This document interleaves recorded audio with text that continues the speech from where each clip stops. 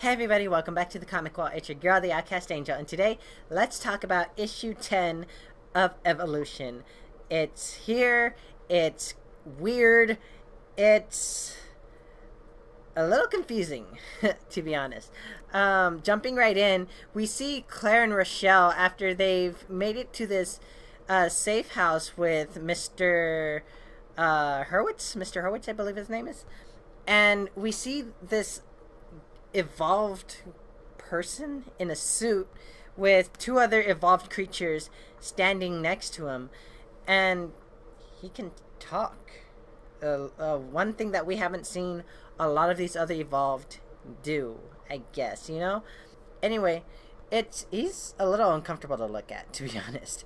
Anyway, we see Rochelle walk up to this guy in the suit, and it looks like he's glowing.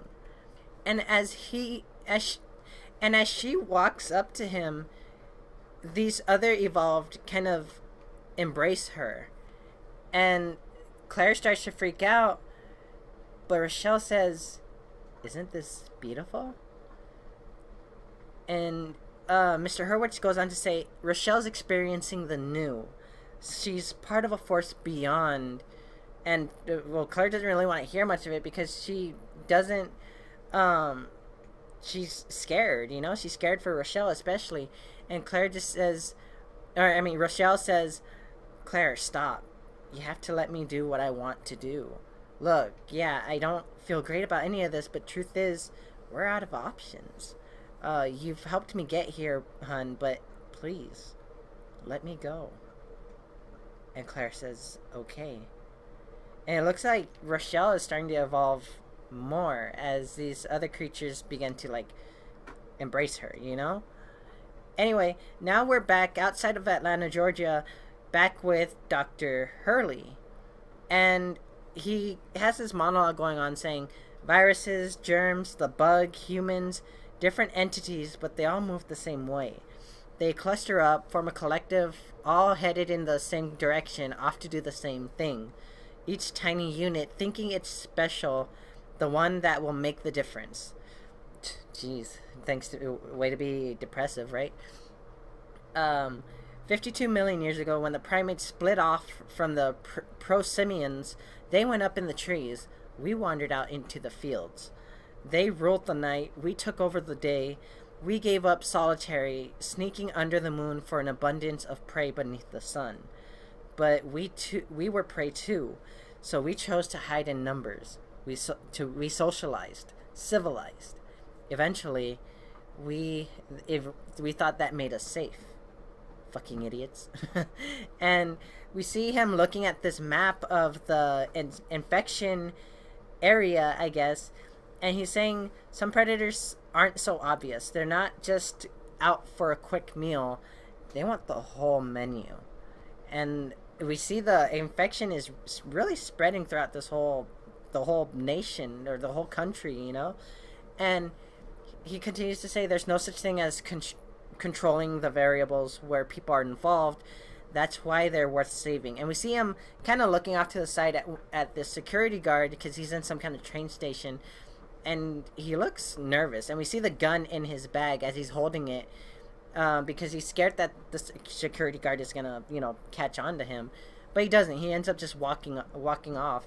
And this whole monologue is more over the fact of being, if I'm being really honest, I want to see what happens in my weaker moments when I forget what I'm responsible for now. I know where the bug came from. I can track it almost down to the street address.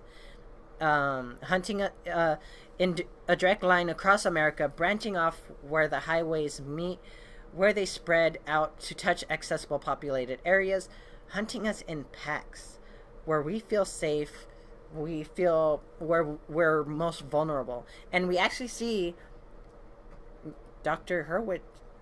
Hurley has his son with him. And, his son Nicky, he sends him off to go get some more food, and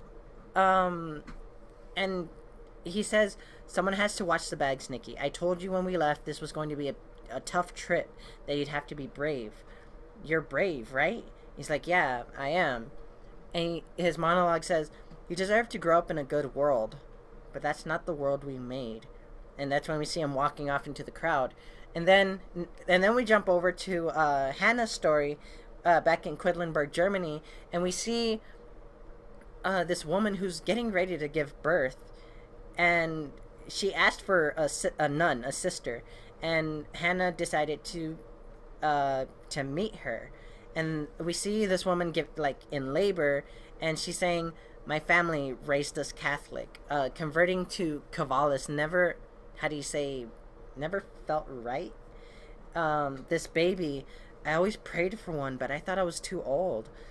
God forgive me. I started praying to Catholicism, and that's when Hannah says, God is loving Minna, that's her name, Minna, and understanding. I have felt him guide me through moments of doubt, of conflicting faith. But that's when Minna says, no, sister, whatever this is inside me, it wasn't conceived. I've been alone for 3 years since my husband, and I assume she says died, but that's when she kind of reacts. She goes off, she jumps up onto the ceiling, holding on, looking down at them, screaming at them, and that's when they grab her, pull her back down to the floor, or to the bed, and that's when one of the doctors says, she's dilating and fast, let's get ready to help. And all the while, Hannah is praying, and as these doctors are getting ready to birth this baby, we see this weird growth coming out of, well, down there, and it looks brutal. It's just crazy. And so the doctors go to grab this thing, and that's when one of the nurses gets attacked, and by this tiny little, I'm not even sure what it is, it's this weird little parasite, I guess. It latches onto his arm and tears it off, and I don't even know if he survived that. But then the soldiers point their guns at the woman, getting ready to I guess, finish her off. But that's when the general, or I forgot his name, or his title, and he says something like, stand down, someone get sister away from there before. And that's when the woman screams, it's coming. And we hear Hannah not praying a Catholic prayer anymore. Rather, she's praying the prayer of Cavallis, where she says, progresses, epiter finis noster. And I'm sorry, I tried to pronounce that as best I could. And that's when this woman gives birth to a human baby. And all Hannah has to say is, she's beautiful. And that's when we Captain Rennekamp meets with Hannah outside the triage tent, and he says, you were never a part of the cult, Cavallis? And she says, no, that night I thought I was just going to a party. Why? And he says, back there, when you were praying for Minna, you slipped into their gospel, word for word. And Hannah looks terrified, or surprised, to be honest, because this wasn't her life, and it's just weird to think about how she's connected in all of this. It's still not too clear.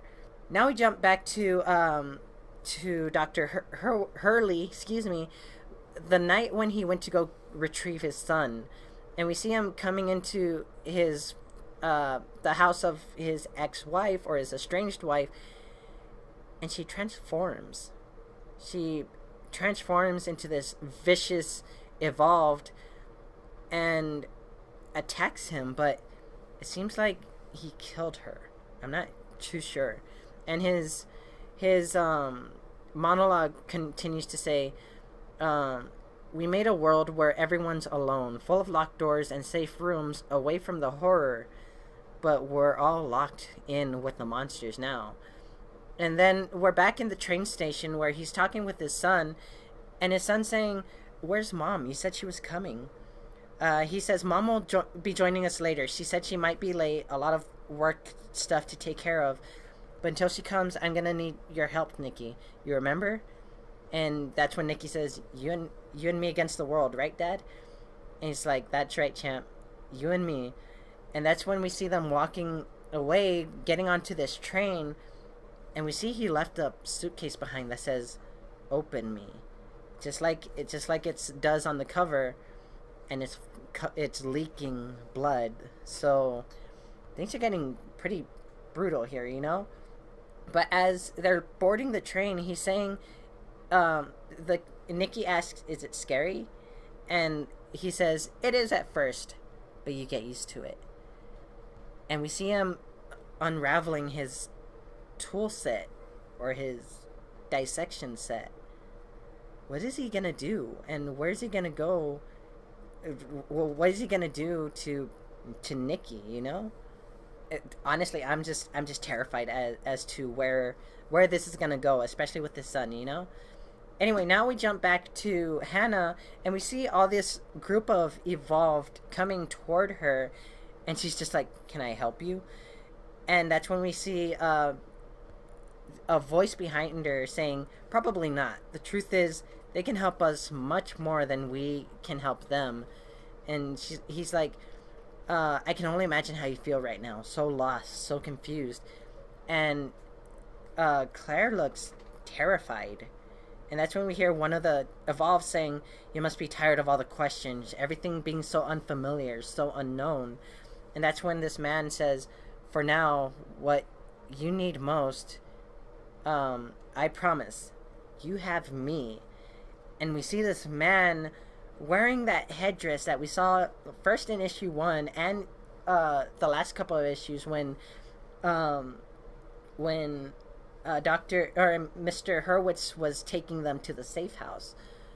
So now they found her and Rochelle, and I can only imagine where it's gonna go from here. So I'm just confused. I'm confused as to where we're going and where the end of this story arc is gonna take us. So that's the end of this issue and the end of this video. Thank you guys for watching. I hope you guys liked it, and if you did, drop a like, show the love, hit that subscribe button to get more of my videos, ring the bell to get notifications of when I post new videos, so that way you guys stay updated and don't miss out.